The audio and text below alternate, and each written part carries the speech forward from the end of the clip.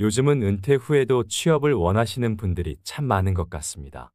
노후를 안정적으로 대비하고 사회적인 참여를 지속하기 위해서, 또한 건강한 신체와 정신을 유지하기 위해서도 은퇴 후에도 재취업을 하는 것이 반드시 필요한 세상이 되어가는 것 같은데요.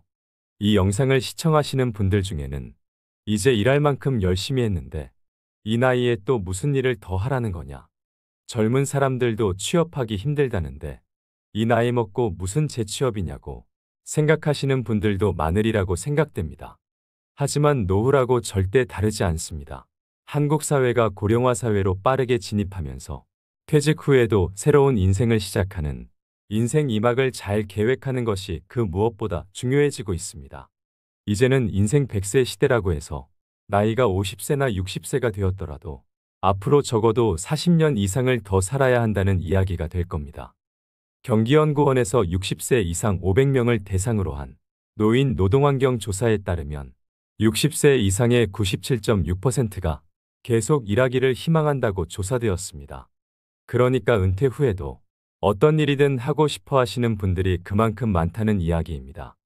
계속 일하고 싶어 하는 이유로는 건강이 허락하는 한 일하고 싶다고 말한 분들이 가장 많았으며, 돈이 필요해서는 그 다음 순위로 많이 꼽았으며, 아직도 사회가 나의 능력을 필요로 하기 때문에와 집에만 있으면 무료하기 때문에 건강을 유지하기 위해서가 그 뒤를 이었습니다. 은퇴 후 계속해서 일을 하시는 분들 중에는 금전적으로 여유가 충분하심에도 불구하고 꾸준히 자신이 할 수 있는 일을 찾아서 하시는 분들도 많이 계십니다. 주 일자리에서 은퇴하고 집에만 오래 머물게 되면 필연적으로 자존감 하락이나 공허함, 그리고 우울감 등이 찾아온다고 하는데요. 은퇴 후 재취업이 이 문제를 해결해 주는데 큰 역할을 담당하는 것입니다. 뿐만 아니라 전보다는 못하더라도 어느 정도 경제적으로도 여유가 생기게 되어 자신을 스스로 책임지는 데도 큰 도움이 됩니다. 이렇게 되면 나이 들어 금전적인 이유로 다 큰 자식들 눈치를 보거나 손을 벌려야 하는 일도 없어지니 마음이 한결 가벼워지고 안정적이게 됩니다. 그러나 나이가 들어 일하면서 드는 어려움으로는 임금이 너무 낮아서가 가장 큰 어려움이라고 답했고, 그 다음으로는 신체적으로 어렵다, 연령차별 등의 순서로 나타났습니다. 이것을 한마디로 말하자면 은퇴 후에도 다양한 이유로 일하고자 하는 사람들은 많아지는데, 나이가 들수록 신체적인 여건으로 인해서 일할 곳은 줄어들고, 나이가 많다는 이유로 임금도 낮아지고, 알게 모르게 차별도 많이 받게 된다는 얘기입니다. 그래서 이런 불편함과 부정적인 이유들을 극복하기 위해서 가장 효과적인 대안이 바로 전문 자격증을 취득하는 것이 될 텐데요. 그렇다면 시니어들의 자격증 취득에는 어떤 특징이 있을까요? 시니어들은 취업에 즉시 활용할 수 있는 자격증을 선호하는 경향이 있는 것으로 나타났습니다. 오늘은 실제로 취득 후 바로 취업에 활용할 수 있는 자격증 5가지와 최근 새롭게 뜨고 있는 신종 직종 1가지까지 모두 6가지 자격증에 대해서 소개하겠습니다. 오늘 영상 끝까지 시청하셔서 은퇴 후에도 일하는 즐거움을 통해 더욱 풍요롭고 건강한 노후를 보내시길 바랍니다. 50대 이상 분들께 첫 번째로 추천드리는 자격증은 바로 건축도장 기능사입니다. 건축도장 기능사는 건축물을 보호하기 위해 건물의 내부와 외부를 페인트 등으로 도색하는 작업으로 중장년 여성분들도 충분히 하실 수 있을 만큼 건설업종에서는 작업의 난이도가 꽤 무난한 편으로 알려져 있는데요. 그래서인지 50대 이상 여성의 자격증 취득률이 2위로 선정되었을 만큼 선호하는 자격증입니다. 그렇다면 건축도장 기능사가 되려면 무엇부터 준비해야 할까요? 이 자격증은 필기시험이 없이 실기시험만 진행합니다. 응시 자격에는 제한이 없으며 시험 일정은 1년에 총 4번이 있습니다. 실기시험 100점 만점에 60점 이상 취득으로 합격하게 됩니다. 시험 합격률은 약 60%로 꽤나 높은 편이라고 합니다. 준비만 꼼꼼하게 하신다면 단 한 번의 시험으로도 무난하게 합격할 수 있습니다. 실기의 경우에는 실제 현장에서 사용하는 재료를 가지고 도장 연습을 해보는 것이 무엇보다 중요한데요. 요즘은 유튜브 동영상을 시청하시면서 따라해보는 독학으로 준비하시는 분들도 많다고 합니다. 학습 여건상 학원에 등록하여 준비하시는 것이 훨씬 도움이 될 수 있습니다. 그러나 생각보다 많이 드는 학원비 때문에 준비하시는데 망설여질 수 있을 겁니다. 학원 비용으로 인한 부담을 줄이기 위해서는 정부에서 발행하는 국민 내일 배움 카드를 신청하셔서 잘 활용하시면 큰 도움이 될 수 있습니다. 이 제도는 은퇴 후 새로운 인생을 준비하시려는 분들에게 직접적인 도움이 되는 국가 자격증 지원 사업입니다. 이와 관련해서는 영상의 말미에 신청 방법에 대해서 자세히 알려드릴 테니 꼭 끝까지 시청해 주시기 바랍니다. 건축도장 기능사 자격증을 취득하면 도장공으로 취업하는 것이 일반적인데요. 우리나라 건축물의 경우에는 낡은 건물의 신축과 리모델링에 따른 수요가 점점 많아질 것으로 예상됩니다. 인테리어 업체로 취업하는 경우 기업이나 경력, 지역에 따라 다르겠지만 보통은 월 200만 원에서 300만 원의 월급을 받을 수 있으며 건설 현장에서 일을 하게 되는 경우에 일당은 경력에 따라 보통 15에서 25만 원 수준인 것으로 알려져 있습니다. 도장공으로 취업하기에 젊은이들은 꺼리는 경우가 많아 연령이 조금 높더라도 중장년 이상의 인력 수요가 서서히 증가한다고 하니 이 직업군에 관심이 있으신 분들은 도전해 보시면 좋겠습니다. 두 번째로 추천드리는 자격증은 바로 전기기능사입니다. 전기기능사 자격증이 전망 좋은 이유는 바로 은퇴 후 재취업에 용이하다는 장점 때문인데요. 이를 증명하기라도 하듯 실제로 해당 시험에 합격 후 시설관리직이나 전기공사, 현장직에 채용된 중년분들이 많습니다. 전기기능사 시험은 자신과 가족들을 위해 다시 직장을 구해야 하는 분들에게는 훌륭한 대안이 될 수 있습니다. 전기기능사는 다양한 전기시설과 장비에 대한 설치 및 보수, 검사, 시험 및 관리를 담당하게 됩니다. 이들은 전기시설물의 전선 및 케이블 연결, 전기기계와 기구의 설치, 전기제어 시스템의 조작 및 유지 보수, 그리고 안전한 전기시설 운영을 위한 검사와 시험도 담당합니다. 이렇듯 전기기능사는 우리의 삶에서 뗄래야 뗄 수 없는 매우 중요한 분야의 전문 지식과 기술을 바탕으로 안정적이고 효율적인 전기시설물 운영 전반을 다룸으로써 다양한 산업 분야와 생활 환경에 필수적인 역할을 수행합니다. 그렇다면 전기기능사 자격증을 취득하기 위해서는 무엇부터 준비해야 할까요? 전기기능사 시험은 필기시험과 실기시험 두 가지 모두 합격하셔야 합니다. 필기시험의 경우에는 전기기기, 전기설비, 전기이론 이렇게 세 과목으로 구분되어 있으며 모두 객관식 문제가 출제됩니다. 반면에 실기시험은 전기설비 작업 한 과목을 응시하여 작업형으로 이루어집니다. 필기와 실기시험 모두 60점 이상을 맞으면 합격하게 됩니다. 2022년 기준 전기기능사 필기시험 합격률은 약 30% 정도로 꽤 낮은 편이라고 하니 이 시험을 준비하시고 싶으신 분들은 이 점을 꼭 숙지하시고 단 한 번에 합격하시기 위해서는 노력을 많이 하셔야겠습니다. 이렇게 자격증을 취득하고 나면 전기공사 시공업체나 아파트 시설관리, 한전 외주업체, 전기안전진단 업체 기능직, 소방설비 업체 등 다양한 분야로 취업의 기회가 많습니다. 특히 자격증 취득 후 산업기사 혹은 기사 자격증까지 취득하게 되면 더욱 다양한 분야로 진출할 수 있을 뿐더러 높은 연봉까지 받을 수 있게 되니 노후 대비 목적뿐만 아니라 취업 및 이직을 위해서 준비하시는 분들도 많아지고 있다고 합니다. 전기기능사로 취업 시 연봉은 2,500만 원에서 3,500만 원 정도라고 합니다. 당연히 경력이 조금 더 쌓인다면 연봉도 오를 가능성이 높겠지요. 전기기능사의 또 다른 장점은 바로 특별한 정년이 없어 계속 근무가 가능하다는 점입니다. 전기기능사 자격증에 관심이 있으신 분들은 지금부터 차근차근 준비해 보시는 건 어떨까요? 세 번째로 추천드리는 자격증은 바로 요양보호사입니다. 고령화 시대의 수요가 늘어날 수밖에 없는 꼭 필요한 인력으로 주목받고 있는 자격증입니다. 요양보호사는 노인 또는 신체적으로 도움이 필요한 환자들에게 기본적인 건강관리와 생활 지원을 제공하는 역할을 하게 됩니다. 제가 아는 지인도 얼마 전 요양보호사 자격증을 취득하고 한 요양병원에 취업하여 일을 하고 계시는 분이 계시고 자격증 시험을 준비하고 계시는 분도 계십니다. 요즘은 돌봄이 필요한 가족을 돌보기 위해 연세가 많으신데도 불구하고 자격증을 취득하시는 분들도 많다는 뉴스 기사도 있었는데요. 그렇다면 요양보호사가 되려면 무엇부터 준비하면 좋을까요? 요양보호사의 교육과정은 총 240시간으로 이론과 실기 그리고 실습을 각각 80시간씩 수료하면 되는데요.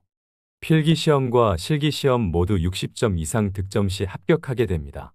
하지만 2024년부터는 이론 240시간, 실기 80시간으로 기존에 이수하던 시간에서 80시간이 더 늘어날 예정이라고 하니까 이 점을 꼭 기억해 주세요. 요양보호사 자격증을 취득하게 되면 흔히 말하는 요양원이나 주야간 보호센터에서 일을 할 수 있습니다. 또한 재가 서비스라고 해서 가정으로 방문하여 신체수발 서비스 등을 담당하기도 합니다. 다만 급여가 안정적이지 않을 수 있으며 신체수발 서비스 외에도 이런저런 집안일까지 노골적으로 시키는 일도 있을 수 있습니다. 또한 치매 환자를 주로 돌보는 일을 하기 때문에 돌발적인 상황도 많이 생긴다고 합니다.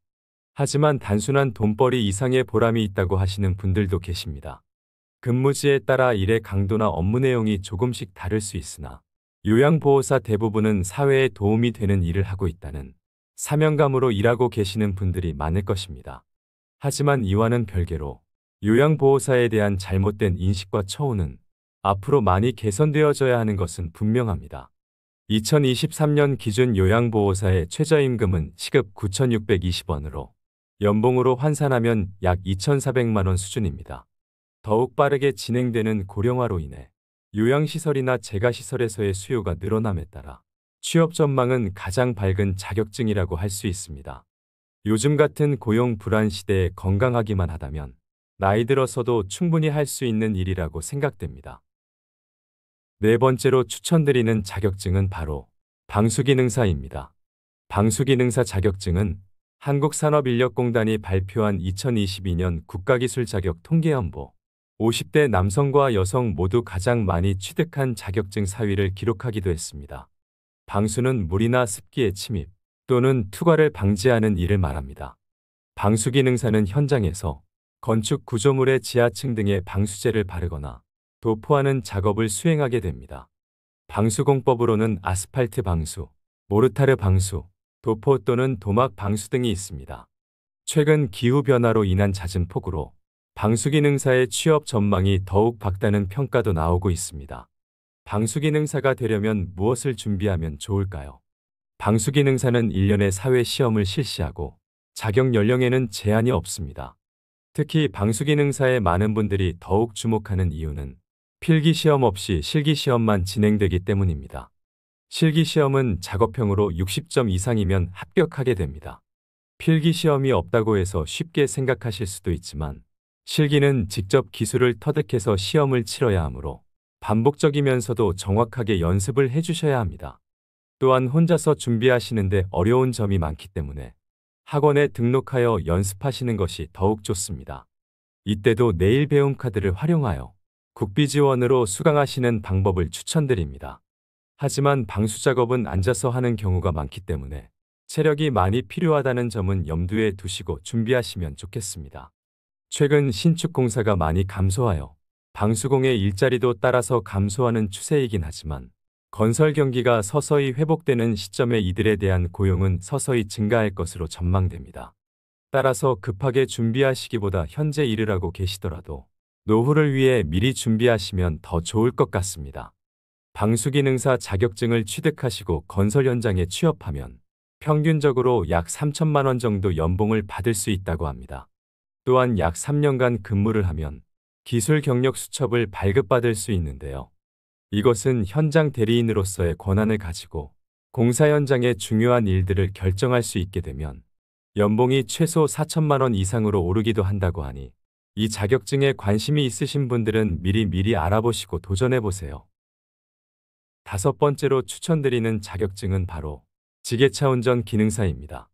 이 자격증은 2020년 50세 이상 우리나라 남성들이 가장 많이 딴 국가기술 자격증이기도 합니다.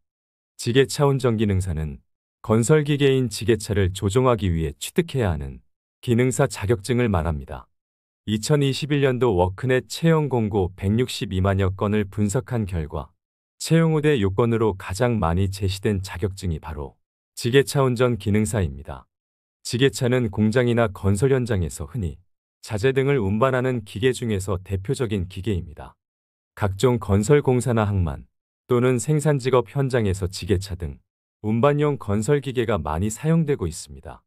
이 자격증을 취득하면 주로 건설 현장이나 제조업, 물류창고나 항만, 생산직업 현장 등에서 지게차를 운전하여 원료나 자재 생산품 등 경화물을 적재 및 운반하는 작업을 수행하게 되는 것입니다.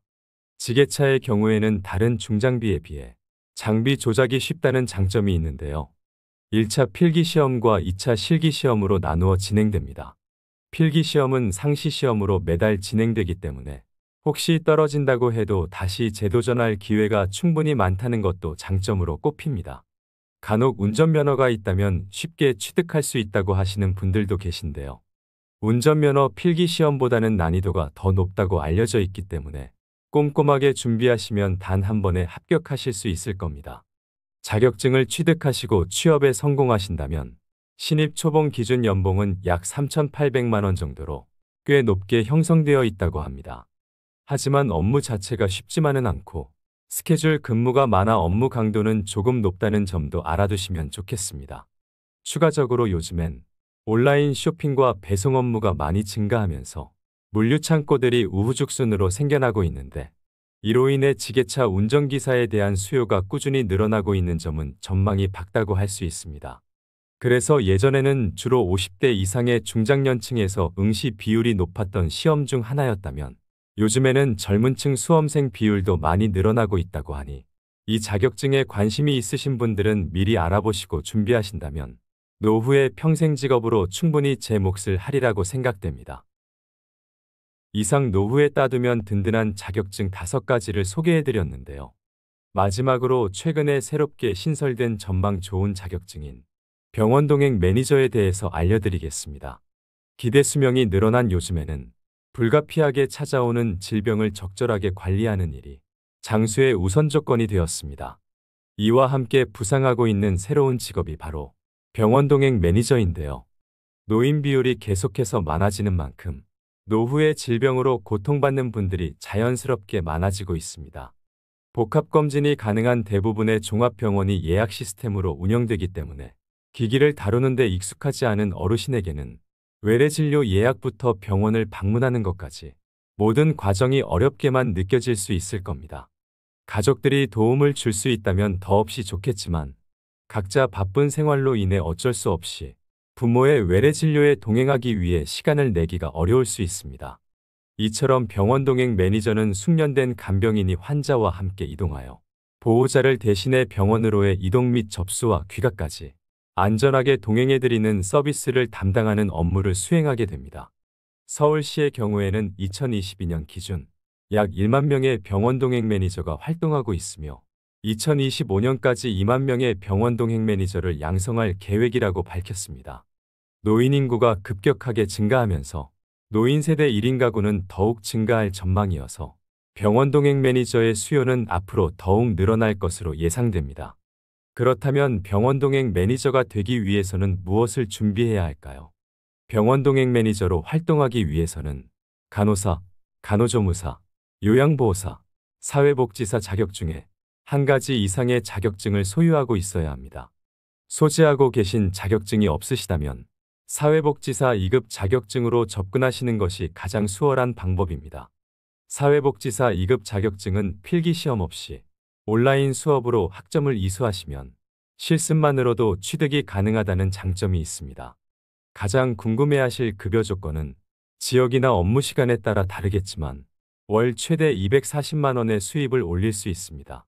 평균 시급은 2만 원 수준이며 모든 서비스는 기본 2시간 이상 제공되기 때문에 한 번 병원 동행 시 최소 4만 원을 받을 수 있습니다.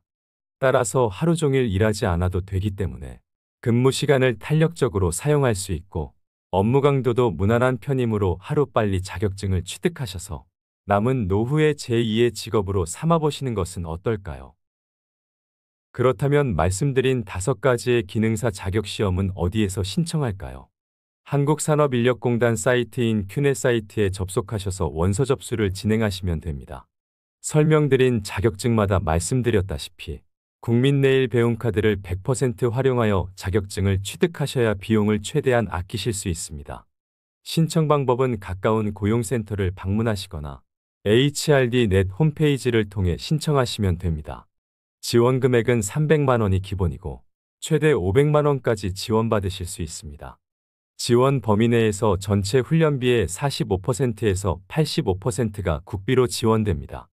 컴퓨터를 조작하시는 것에 서툰 어르신분들은 언급해드린 자격증 취득의 의사가 있으시다면 자녀들에게 도움을 청하거나 그것마저도 여의치 않다면 가까운 고용센터에 방문하셔서 자세한 상담과 함께 도움을 얻으시기 바랍니다.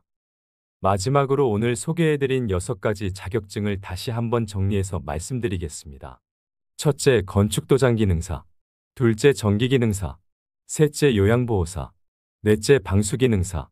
다섯째, 지게차운전 기능사. 여섯째, 병원 동행 매니저였습니다.